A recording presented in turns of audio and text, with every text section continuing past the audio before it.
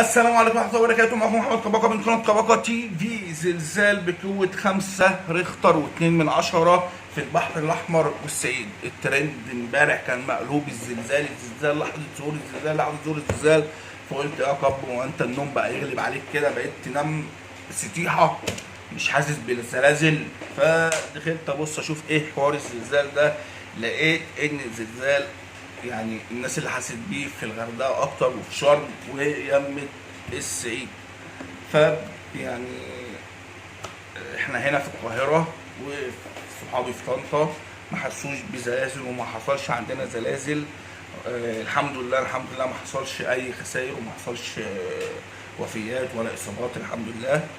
ف بس هو ده الترند، هو ده الخبر. الزلزال ليه ما حسيناش بالزلزال؟ عشان ما كانش عندنا. متنساش تدينا لايك، شير، سبسكرايب، ورأيك في الكومنتات، شغل الجرس عشان كل خبر جديد تعرفه اول باول. سلام.